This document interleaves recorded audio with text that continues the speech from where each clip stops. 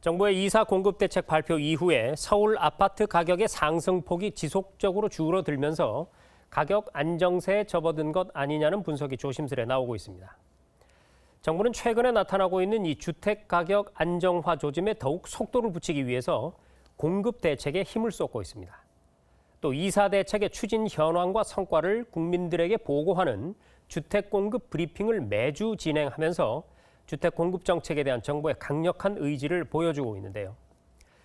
국토연구원에 따르면 이사 대책이 계획대로 추진될 경우에 앞으로 10년간 수도권 집값 상승률을 6.4%포인트 하락시킬 수 있다는 전망이 나왔습니다.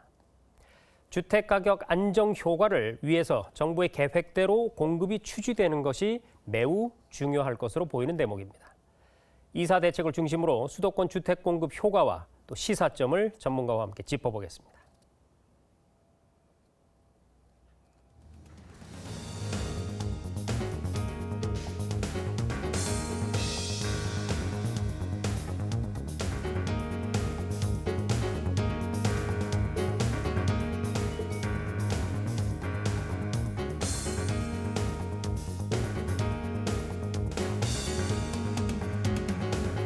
네, 오늘 저희 뉴스룸에 황관석 국토연구원 부연구위원이 나왔습니다. 위원님 어서 오십시오. 네, 안녕하십니까. 자, 본격적인 얘기에 들어가기 앞서서 최근의 이 수도권의 집값 상황 한번 짚어주시죠. 네, 최근 수도권 집값은 서울을 중심으로 상승폭이 둔화되고 있는 것으로 나타나고 있습니다. 한국부동산원의 주간 아파트 가격 통계에 의하면 서울 아파트 가격의 주간 상승률은 이사대책 발표 이전인 2월 첫째 주에 0.1% 상승했는데 3월 넷째 주 0.06%로 상승폭이 소폭 둔화된 것으로 나타났습니다. 네. 국토연구원에서 매월 발표하는 주택시장 소비심리지수의 경우 지난 1월 서울이 131.7이었는데 2월에는 127.1로 4.6포인트 하락하였습니다. 주택 거래량의 경우에도 2021년 2월 기준으로 수도권은 전년 동월 대비 28.6% 감소하였고 서울은 23.7% 감소한 것으로 나타났습니다. 그러나 서울이 안정세를 보이는 것과 달리 경기 인천 지역의 경우에는 3월 넷째 주 기준으로 아파트 가격이 경기 0.38%, 인천 0.46% 각각 상승하여 상대적으로 높은 가격 상승세가 유지되고 있습니다. 자, 지금 위원님께서 분석해 주신 내용을 보면 서울의 집값 상승세는 눈에 띄게 둔화되고 있는 게 확실합니다. 그런데 그 반면에 경기나 인천 지역은 상승세가 어느 정도 이렇게 유지되고 있는 측면이 보이거든요. 이건 왜 그런 걸까요? 먼저 서울의 경우에는 그동안 가격이 너무 올랐다는 인식이 늘고 있고 네. 6월 1일 이후 양도세 중과세율 인상과 종합부동산세 부담이 있는 상황에서 이사 공급 대책도 어느 정도 영향을 미치지 않았나 생각됩니다. 시장에서는 그동안 3기 신도시 등 정부의 주택 공급 대책에도 불구하고 서울을 중심으로 주택 공급 부족에 대한 우려가 많은 상황이었습니다. 이러한 때 서울 도심과 서울 인근 지역에서 대규모 주택을 공급하는 이사 대책이 국민들의 공급 불안 심리를 완화시킴으로써 주택 구입에 대한 관망세가 증가하여 집값의 상승폭이 둔화된 것으로 보입니다. 반면 경기 인천 지역의 경우에는 서울과 비교해 볼 때 그동안 가격 상승폭이 상대적으로 크지 않았습니다.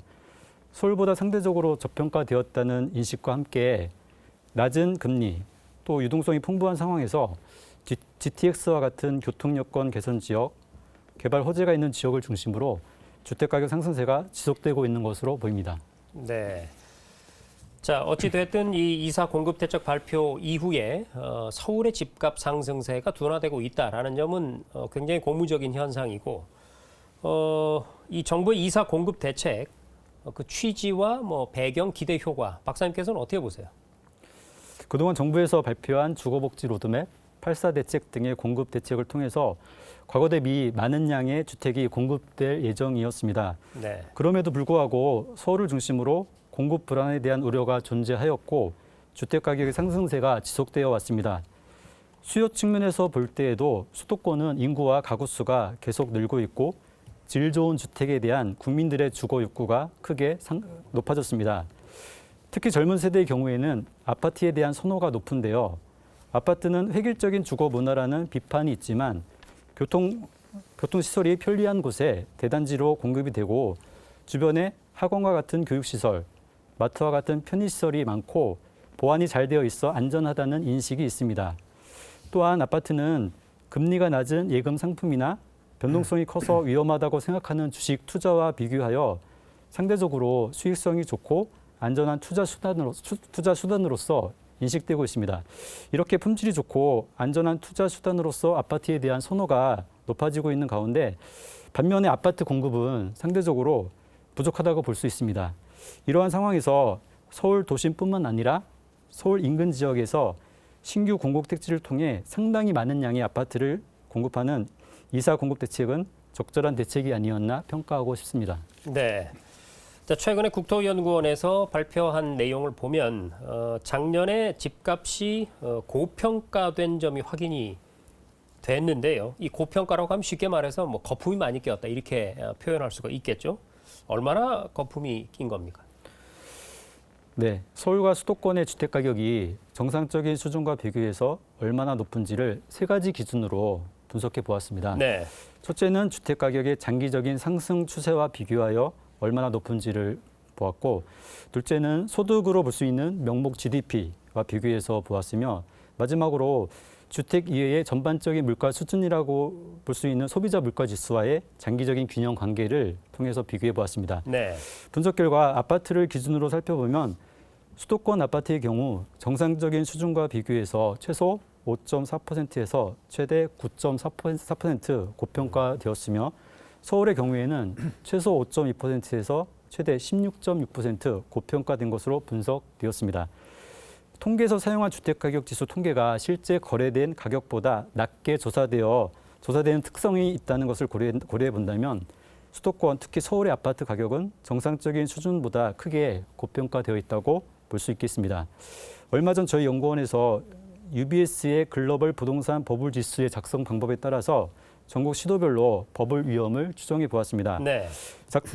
작성 방법에 대해서 간단히 말씀을 드리면 주택 시장을 대표하는 5가지 변수를 이용해서 버블 위험을 추정하는 것인데 이 수치가 1.5 이상이면 버블 위험이 있다고 판단하고 0.5에서 1.5 사이면 버블은 아니지만 고평가되었다고 판단합니다. 분석 결과 수도권을 중심으로 보면 2020년 3분기 기준으로 서울은 버블 위험이 존재하고 경기와 인천은 버블은 아니지만 고평가되었다고 분석한 바 있습니다. 네. 자, 그러면 이런 상황을 타개하기 위해서 정부가 내놓은 이사 공급 대책에 대해서 좀 자세히 들여다보겠습니다. 먼저 이 기억을 환기하기 위해서 이사 공급 대책을 반영했을 때 앞으로 수도권에 어느 정도 집이 지어지나요? 그간 발표했던 정부의 주택 공급 계획 물량은 상기 신도시 등 공공 택지의 계획 물량 84만 5천 호를 포함해서 수도권에서 약 127만 호가 공급될 예정이었습니다. 네. 여기에 이사 대책의 공급 계획 물량인 수도권 62만 호, 서울 32만 호를 반영하여 향후 10년간, 그러니까 2021년부터 2030년까지의 주택 공급을 전망해 보았습니다. 이사 대책의 공급 계획 물량은 부지 확보 기준인데 사업 특성을 고려해서 부지 확보 후 1년에서 5년 후 주택이 준공되는 것을 가정해서 전망을 해보았습니다. 네. 주택 공급이 정부의 계획대로 차질 없이 추진된다고 가정했을 때 수도권의 주택 공급은 향후 10년간 연평균, 그러니까 매년 30만 8천 호가 공급될 것으로 전망되었습니다. 이는 과거 10년과 비교했을 때 10년 평균 23만 4천 호와 비교해서 31.7% 증가한 수준입니다. 서울의 경우 향후 10년간 연평균 11만 3천 호가 공급될 것으로 전망되었는데 이는 과거 10년 평균인 7만 3천 호와 비교해 볼 때 54.2% 증가한 수준입니다. 자, 그러면 제가 앞에서도 간단하게 우리 시청자들께 브리핑을 해드렸습니다만 이런 규모와 속도로 주택 공급이 이루어진다면 말이죠. 집값을 잡는데 어느 정도 효과가 있을 것인가 이것이 관건 아니겠습니까? 이번에 연구 분석하신 결과를 내놓으셨죠. 네. 향후 10년간 주택 공급이 과거 10년 대비 늘어나는 순증가 물량을 기준으로 주택 가격에 미치는 영향을 분석해 보았는데요. 향후 10년 동안 수도권에는 연평균 7만 4천 호, 서울은 연평균 4만 호가 추가적으로 더 공급될 것으로 전망되었습니다. 이러한 주택 공급 증가로 수도권에서는 주택 가격을 향후 10년 동안 연평균 0.64%포인트, 10년 누계로 하면 6.4%포인트 하락시키는 효과가 있고요. 서울은 연간 1.04%포인트, 10년 누계로 하면 10.4%포인트 가격을 하락시키는 영향을 미칠 것으로 분석되었습니다. 이 효과는 주택 가격의 전망치라기보다는 주택 공급 증가로 주택 가격의 상승폭을 그만큼 줄여주는 효과가 있다고 보시면 되겠습니다. 이러한 효과는 주택 공급이 본격화되는 2023년 이후 하락 효과가 크게 작용할 것으로 전망되고 있는데요. 향후 금리 인상에 대한 불안감이 높은 상황에서 급격한 금리 인상과 같은 외부 충격이 발생하게 된다면 주택 공급의 가격 하락 효과와 맞물리게 되면서 주택 시장의 하방 위험이 확대될 가능성도 높아 보입니다. 네. 자, 최근에 이 LH 사태를 계기로 해서 공공 주도의 이사 공급 대책을 재검토해야 한다 이런 목소리들이 나오는 것 같습니다. 심지어는 뭐 3기 신도시 전면 취소해야 한다 이런 주장도 나오고 있는 것 같고요. 정부는 LH 사태를 바로잡는 것과 병행해서 공급 대책은 추후에 차질 없이 추진하겠다 이렇게 지금 강력한 의지를 밝히고 있는데 이 부분 어떻게 접근해야 된다 보십니까? 예, 최근 발생한 LH 사태에 대해서 국민의 한 사람으로서 저 또한 실망감이 크고 이러한 문제는 두 번 다시 발생하지 않아야 된다고 생각하고 있습니다. 네. LH 등 공공기관 종사자나 공무원의 내부 개발 정보를 이용한 부동산 투기 문제는 꼭 해결해야 하는 문제이지만 이 때문에 주택 공급이 중단되는 일은 결코 바람직하지 않다고 생각합니다. 네. 도심에서의 주택 공급은 토지주, 세입자, 시행사 등의 이해관계가 복잡하게 얽혀 있어 사업 추진이 쉽지 않은 상황입니다. 신도시에서의 주택 공급은 1, 2년 사이에 단기간에 공급되는 것이 아니라 신도시 개발을 위한 지구 지정에서부터 준공 대기까지 최소 6년에서 10년 이상의 오랜 시간이 소요됩니다. 부동산 투기 문제는 투기 방지를 위한 대책을 마련하는 데 중점을 두어 해결해 나가고 주택 공급 문제는 별개로 구분해서 중장기적인 주택시장 안정을 위한 목적으로 정부의 공급 계획이 차질 없이 추진될 수 있도록 지혜를 모아야 한다고 생각합니다. 네. 자, 이런 가운데 정부가 이 위클리 주택 공급 브리핑을 통해서 1차 도심 공공주택 복합개발 사업 후보지를 공개를 했죠. 앞으로 정부가 매주 이사 공급 대책이 어떻게 진행되는지 국민들에게 공개하겠다. 이렇게 밝혔습니다. 이게 부동산 정책에 대한 국민들의 어떤 신뢰를 되찾기 위한 노력의 일환으로 보이는데요. 박사님께서는 어떻게 보세요?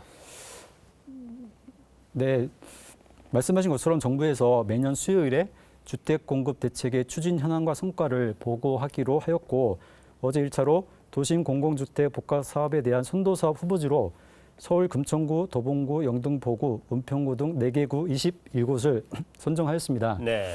현재 LH 사태로 공공주도의 공급 정책에 대해서 국민의 신뢰가 무너진 상황이 아니겠습니까?